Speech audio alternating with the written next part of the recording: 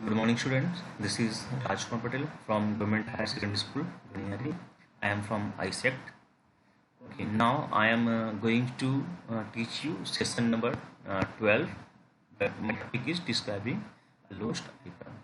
तो सबसे पहले आप ये समझिए कि लोस्ट आइटम होता क्या है। देखिए बच्चों, लोस्ट आइटम बोलने का मतलब यह होता है गुमा हुआ कोई भी चीज़। अब टॉपिक हमारा है सेशन 12 का डिस्क्राइबिंग अ लोस्ट आइटम।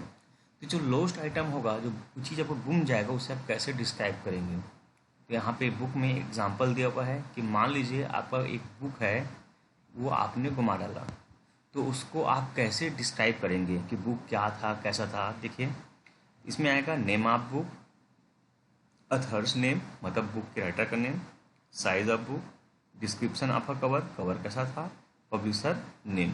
ये हो गया बुक को डिस्क्राइब करने का। तो ठीक उसी प्रकार जब हम किन्हीं चीज़ों को डिस्क्राइब करते हैं तो हम यहाँ पे कुछ वर्ड्स का इस्तेमाल करते हैं कि वो संख्या में कितने थे या वजन में कितना था। ठीक है, किसी भी चीज़ को डिस्क्राइब करने के लिए तो भाई चीज़ों को या तो हम गिन सकते हैं या चीज़ों को हम नहीं गिन सकते। तो देखिए जब इन चीज़ों को हम डिस्क्राइब करते हैं तो वहाँ पे दो चीज़ें आती हैं, क्वांटिटी ऑफ थिंग्स कितने हैं संख्या में, एंड क्वालिटी। देखिए क्वालिटी ऑफ थिंग्स वो परिमाण में कितना है। तो इन दो चीज़ों को डिस्क्राइब करने के लिए यहाँ पर काउंटेबल नाउन और अनकाउंटेबल नाउन का यूज़ होता है, इसको हमें समझना है। कुछ वर्ड्स हैं जो काउंटेबल नाउन के साथ यूज़ होता है, कुछ वर्ड्स हैं जो अनकाउंटेबल नाउन के साथ यूज़ होता है, और कुछ है दोनों के साथ यूज़ होते हैं। देखिए इसको पंजी कर देता हूँ ताकि आपको समझने में आसानी हो जाए। देखिए जब भी हम किसी लोस्ट आइटम को डिस्क्राइब करेंगे तो हमें इन वर्ड का उपयोग करना पड़ेगा। ठीक है, तो हम ये समझेंगे कि जो हमारा आइटम है, लोस्ट आइटम है, वो काउंटेबल नाउन के अंतर्गत आता है कि अनकाउंटेबल नाउन के अंतर्गत आता है। इनके लिए तो हम जो वर्ड यूज़ करेंगे तो कौन कौन से वर्ड हम यूज़ कर सकते हैं, अब कौन सा ऐसे वर्ड है दोनों में यूज़ होगा।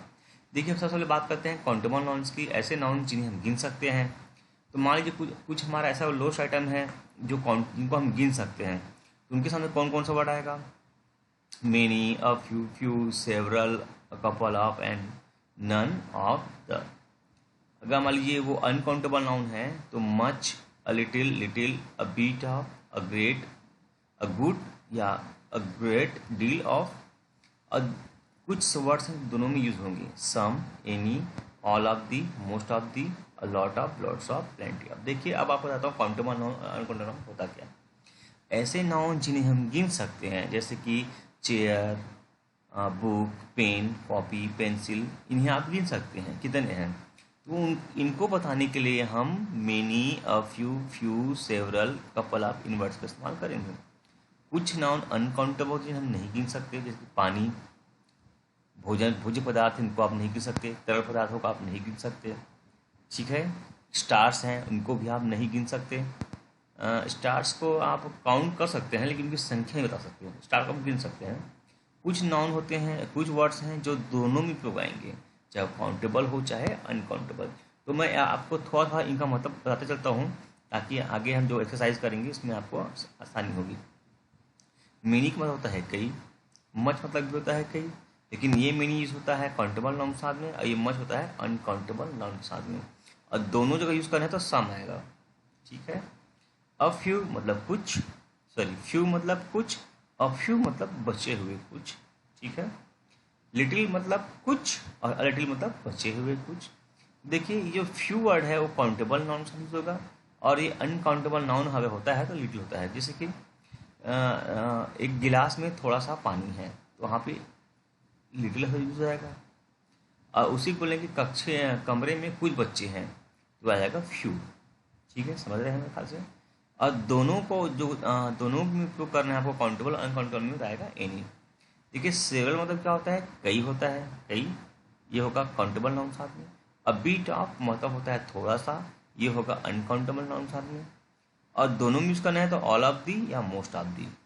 और देखिए अ कपल ऑफ मतलब कपल मतलब होता है जोड़ी होता है, पेयर होता है।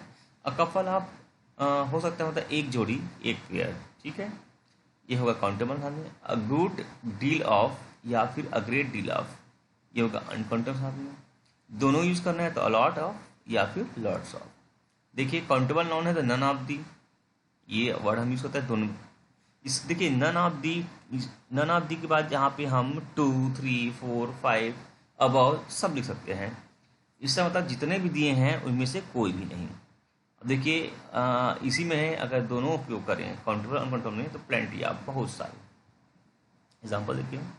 Their family has a lot of influence over the local government.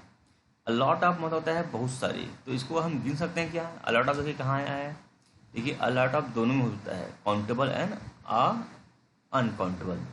तो ये जो है ये एक्चुअली में यहाँ पे बात हो रही है अनकाउंटेबल वर्ड्स की, है ना। अनकाउंटेबल नाउन के लिए वर्ड यूज हो रहा है अ लॉट ऑफ, मतलब होता है बहुत। इन्फ्लुएंस द प्रभाव, उसकी फैमिली का लोकल गवर्नमेंट में बहुत प्रभाव है। कितना प्रभाव है इसको आप नहीं गिन सकते, ठीक है। देखिए लेकिन ये जो लॉट ऑफ या लॉट्स ऑफ आया है, ठीक है, ये दोनों में काउंटेबल और अनकाउंटेबल, यहाँ पे ये अनकाउंटेबल नाउन की तरह यूज हुआ है। ये वर्ड जो है अनकाउंटेबल नाउन जो इन्फ्लुएंस है उसके लिए आया हुआ है। प्रभाव को आप गिन सकते हैं क्या, नहीं गिन सकते। तो कितना सारा प्रभाव है, तो बहुत सारा प्रभाव है, उसके लिए अलॉट ऑफ आया है। I bought a lot of children's book for my son. देखिए यहाँ चिल्ड्रंस बुक बच्चों की पुस्तकें, इनके हाथ गिन सकते हैं, फिर भी यहाँ पे अलॉट ऑफ आया है क्योंकि ये दोनों से यूज होता है अलॉट ऑफ। देखो some people don't agree with the new bill. Some people मतलब लोग, लोगों को आप गिन सकते हैं क्या। ऑफकोर्स आप बोलते हैं गिन सकते हैं, अगर 2-4 है तो गिन लोगे, लेकिन बहुत सारे तो नहीं गिन सकते। तो ये जो सम वर्ड है ये देखिए दोनों के साथ यूज होता है, काउंटेबल और अनकाउंटेबल। तो इस पीपल को अगर हम बोलें कि हम नहीं गिन सकते तो सम बोल दीजिए, गिन सकते हैं तो भी हम सम बोल सकते हैं। There was much disagreement over the new bill. देखिए डिसअग्रीमेंट होता है असहमति। अब असहमति को आप गिन सकते हैं क्या, नहीं गिन सकते। असहमति मतलब क्या होता है, किसी बात से सहमत ना होना, उसे आप नहीं गिन सकते। तो ये क्या आएगा, ये अनकाउंटेबल नाउन के पहले क्या आएगा, मच आएगा, इसलिए आया है मच। मैंने आपको थोड़ी समय में इन सबको बताने की कोशिश की है क्योंकि ये बहुत समय लगता है, इसको हम एक क्लास में ख़त्म नहीं कर सकते। ये जितने वर्ड दिख रहे हैं ये इनमें एक एक क्लास ख़त्म हो जाएगा, ठीक है। इसलिए हम आगे बढ़ते हैं। अभी मान चाहते हैं अभी जो इंग्लिश वाले सर हैं उनको वो आपको अच्छे से इसके बारे में बताएंगे। अब देखो थोड़ा एक्सरसाइज देखते हैं। यहाँ देखिए assessment first, choose the correct quantifier from the given choices and fill in the blanks. देखिए यहाँ लिखा हुआ है, यहाँ वही है जो हम आगे पढ़े हुए हैं। सेरल मतलब होता है कई, और मच मतलब भी, मच मतलब ज़्यादा। I lost books when I stayed at the hospital. अब देखिए बुक्स बोला जा रहा है यहाँ पे, आप पूरा नहीं पढ़ेंगे, मैं आपको शॉर्ट में बताते जाऊँगा, आप समझना। बुक्स, क्या आप बुक्स को गिन सकते हैं, यस आप पोज गिन सकते हैं। तो मच होता है अनकाउंटेबल साथ में, और सेवरल होता है काउंटेबल के साथ। देखिए अभी हमने यहाँ देखा है जो सेवरल है उसे हम, देखिए सेवरल को हम काउंटेबल, ये काउंटेबल का टेबल है, ये अनकाउंटेबल का है। सेवरल मतलब जो हम गिन सकते हैं। तो इस एग्जाम्पल में हम देखिए बुक्स है तो आएगा सेवरल क्योंकि हमसे गिन सकते हैं। Hema asked students. देखिए अब स्टूडेंट्स को की संख्या से पहले क्या आएगा, ये स्टूडेंट्स काउंटेबल है अनकाउंटेबल है, काउंटेबल है, इन्हें गिना जा सकता है। तो सम, एक जो लिटिल है ये होता है अनकाउंटेबल साथ में, और सम होता है दोनों के साथ में। तो चूंकि ये जो स्टूडेंट है काउंटेबल है, अभी होता है अनकाउंटेबल साथ में, तो ये तो आएगा नहीं, आएगा some. Hema asked some students if they had seen her new leather wallet.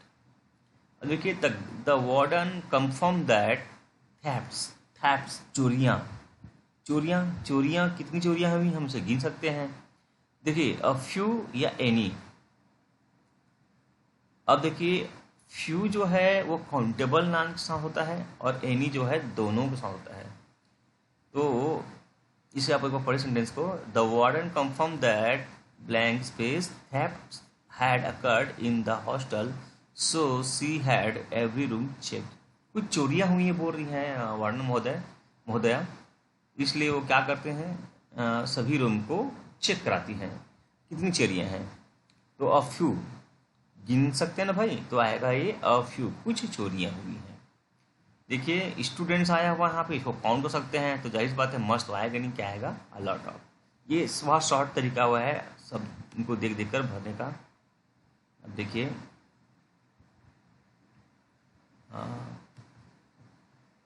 थोड़ा सा नीचे कर देता हूँ।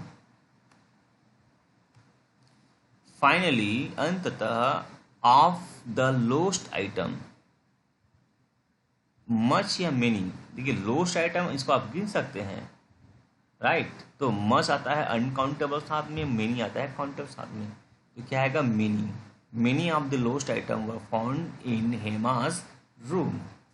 तो इस तरीके से हम आसानी के साथ सेंटेंस को बिना पढ़े भी हम इनके ऑप्शन के जवाब दे सकते हैं। तो इस तरीके से जो ये सेकेंड एक्सरसाइज बच गया बच्चों, ये मैं आपके लिए छोड़ता हूँ। इसी तरह से इसको आप करेंगे और कंप्लीट करेंगे। Okay, so thank you very much for our this class. आप इस क्लास के माध्यम से कुछ न कुछ तो सीखेंगे ही अनडाउटली, और हमारी कोशिश रही थी कि हम आपको अच्छे से पढ़ाएं। क्योंकि वीडियो बड़ा बन जाता है तो इसे अपलोड करने में बहुत समय लगता है, इसलिए कोशिश की है कि कम समय में अथवा जल्दी समझाएं। तो थैंक यू वेरी मच।